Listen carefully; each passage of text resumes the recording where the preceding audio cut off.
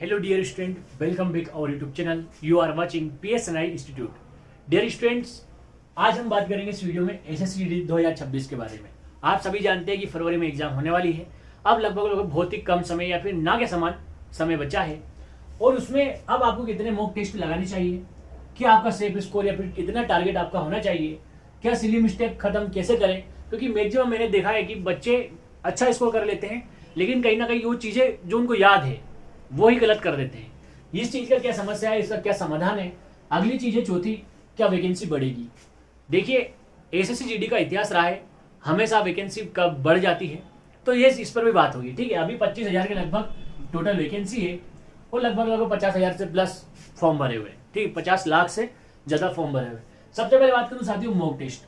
अगर आप जनरल के बंदे हैं या किसी भी कैटेगरी के बंदे हैं, आपके 130 के प्लस नंबर आ रहे हैं आज की कंडीशन में मॉक टेस्ट में, तो आपके स्कोर अच्छा है। अब इसको आप 2025 से लेकर मत चलिए, न 2023 न 2024। हर साल हर समय एसएससीजीडी में कभी भी कुछ हो सकता है। कट ऑफ कम जाएगी पिछले साल से ये बोल नहीं सकते, ज़्यादा जाएगी ये भी नहीं बोल सकते। ये किस दिन बोल सकते हैं, जब आपका पेपर हो जाएगा। स्टार्टिंग के 2-3 पेपर में ही पता चल जाता है कि एग्जाम हार्ड है या ईजी है। अगर एग्जाम ईजी रही तो आपका सेफ स्कोर 140 हो जाएगा। ठीक है, लेकिन डिपेंड क्या करेगा कि वो एग्जाम इजी है तब। लेकिन क्योंकि 2025 की एग्जाम जो आई थी वो बहुत हार्ड थी, इसलिए जो भी मॉक टेस्ट बना रहे हैं इस बार वो अच्छे खासे बना रहे हैं, मतलब लेवल के बना रहे हैं। इसलिए मैं आपको बोल रहा हूँ कि अगर आपके मॉक टेस्ट में जनरल से आपके 130 आ रहे हैं तो बहुत अच्छा बात है। ओबीसी के लिए यहाँ पे बात करूंगा मैं, ये तो जनरल की बात हो गई।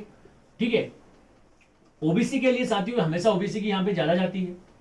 तो अगर आपके पास किसी भी राज्य में हो, ये नहीं बोल रहा हूँ जैसे मैं अच्छे वाले नंबर वालों की बात कर रहा हूँ, जैसे एमपी यूपी इस टाइप के राज्यों, राजस्थान, जहां बिहार, जहां कट ऑफ हाई जाती है वहां की, उस टाइप की बात कर रहा हूं, उन राज्यों की बात कर रहा हूं। ठीक है, उनका अगर इतना स्कोर आ रहा है तो ठीक है। पूर्वोत्तर की बात करूं तो अगर उनके 110 के आसपास भी आ रहे हैं, जो आसाम साइड के राज्य हैं उनके इतने भी आ रहे हैं, तमिलनाडु साइड के, गुजरात के, इनके तो भी इसमें इतना भी काम चल जाएगा। ठीक है, लेकिन मैं अच्छे जो राज्य हैं वहां अपने स्कोर को 130-135 रखे तो आपको फायदा हो जाएगा। मॉक टेस्ट में 130 नंबर लाना अगर इतने आपके आ रहे हैं तो आप सेफ स्कोर में, आपको घबराने की जरूरत नहीं है। आप कंटिन्यू प्रैक्टिस करते रहिए। इसके बाद में आगे चलेंगे अपन और बढ़ाएंगे टारगेट। साथियों मॉक टेस्ट का तो ठीक है, लेकिन एसएससीजीडी की एक समस्या रही है, लगभग नॉर्मलाइजेशन जो होता है नॉर्मली 8 से 10 नंबर का होता है। मैं इस बार, क्योंकि जीडी का एक शेड्यूल रहता है कि एक साल हार्ड फिर अगले साल इजी, तो मैं मान के चलता हूं कि इस बार जो एग्जाम आएगी वो इजी आएगी। तो टारगेट की जब भी बात करूंगा मैं, अगर कोई बंदा जनरल से टारगेट कर रहा है 140, उसका इतना टारगेट होना चाहिए। लेकिन मैंने अभी बताया मॉक टेस्ट में 130 आ रहे हैं तो मैं टारगेट 140 क्यों बता रहा हूँ। वो इसका रीजन ये है कि मेरे अकॉर्डिंग इस बार एग्जाम ईजी आएगी। लेकिन अगर आपका नॉर्मलाइजेशन तय की बढ़ता है भाई 6 नंबर 7 नंबर 8 नंबर, आप ये समझ लीजिए 140 किसी व्यक्ति को मैं टारगेट दे रहा हूँ, अब वो 132 एग्जाम में ले आया तो उसके आसानी के साथ 140 होने के पूरे 80% चांस रहते हैं। इसमें अदर एग्जाम जैसे नहीं रहता, इसमें नॉर्मलाइजेशन सबसे खतरनाक होता है। इसके मेन रीजन ये है। तो 140 के आसपास अपना टारगेट होना चाहिए ऑलरेडी। पर अगर आप एक मॉक टेस्ट में 130 भी ला रहे हैं, 130 132, भाई बहुत अच्छा स्कोर है, कोई दिक्कत नहीं है। तो ये आप चीज ध्यान रखिएगा।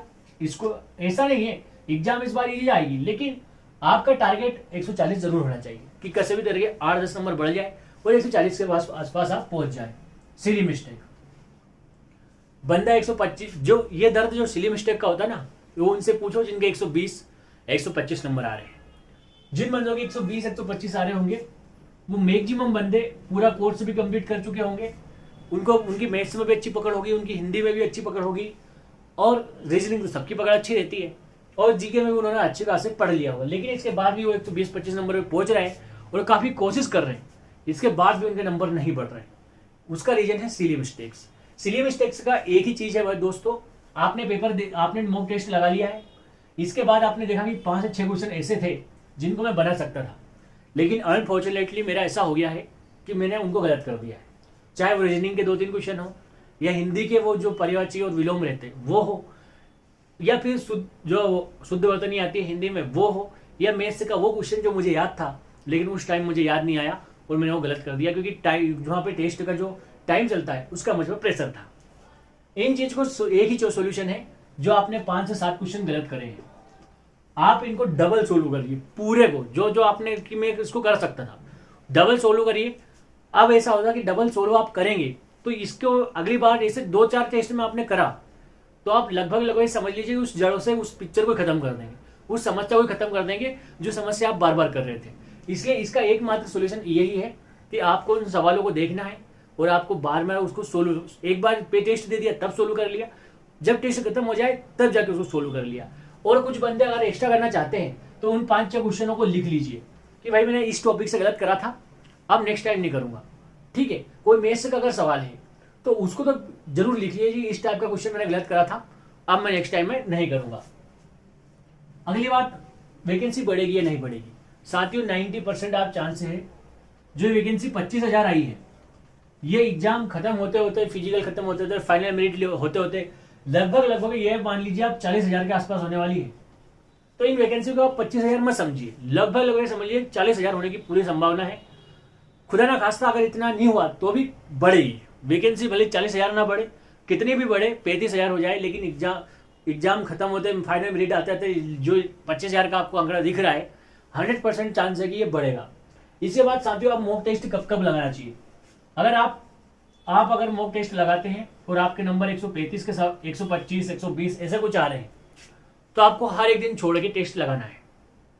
अगर आप एक दिन छोड़िए, अगले से आज आपने लगा दिया, कल छोड़ दीजिए, परसों लगाइए, फिर उसके एक दिन अगले दिन छोड़ दीजिए और फिर उसके बाद लगाइए।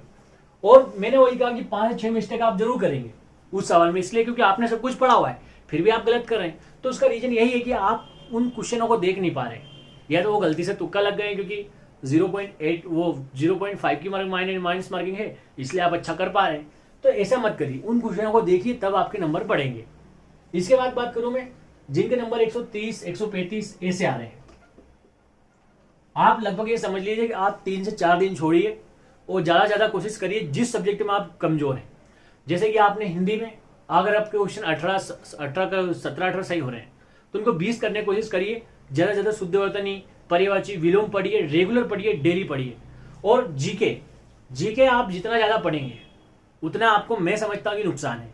जीके के सिर्फ इंपॉर्टेंट कुछ टॉपिक होते हैं 10-12, उनको पढ़ के जाइए, बाकी आप कितने ही पावर लगा दीजिए, जीके कहीं से भी आ सकता है। इसलिए जीके पे ना फोकस करके मैथ्स, रीजनिंग और हिंदी पे फोकस करिए। इनके पूरे से पूरे नंबर लाने की कोशिश करिए और जो इंपॉर्टेंट जीके आता है सिर्फ वही पढ़िए, ठीक है। और उनको 3 से 4 दिन आप छोड़ सकते हैं। एक हफ्ते में आपने मंडे को लगाया तो आप अगला सैटरडे को लगा सकते हैं, इतना आप कर सकते हैं। एक हफ्ते में सिर्फ आप 2 लगाइए। लेकिन जो जीडी वाले हैं, जो जिनके 120 से 125 आ रहे हैं, उनको हर एक दिन छोड़ के लगाना है टेस्ट, तब जाके कहीं ना कहीं उनको एग्जाम तक अच्छे नंबर आएंगे। अगर वीडियो पसंद आया है, जानकारी पसंद आई है, तो चैनल को सब्सक्राइब करना, लाइक करना। हमेशा आपके लिए एक से बढ़ के एक जानकारी लेकर आता हूँ। कोशिश करता हूँ कि ज़्यादा से ज़्यादा जानकारी आपको दूँ, आपको अच्छी से अच्छी जानकारी प्रोवाइड करवाऊँ, ताकि आपको हेल्प मिल सके एग्जाम में। मेरी मेहनत अगर आपको पसंद आई तो लाइक करना, सब्सक्राइब जरूर करना, मुझे मोटिवेट करता है आपका एक सब्सक्रिप्शन अगला वीडियो बनाने के लिए। जल्दी मिलूंगा एक और वीडियो के साथ। जय हिंद, जय भारत, इंकलाब जिंदाबाद।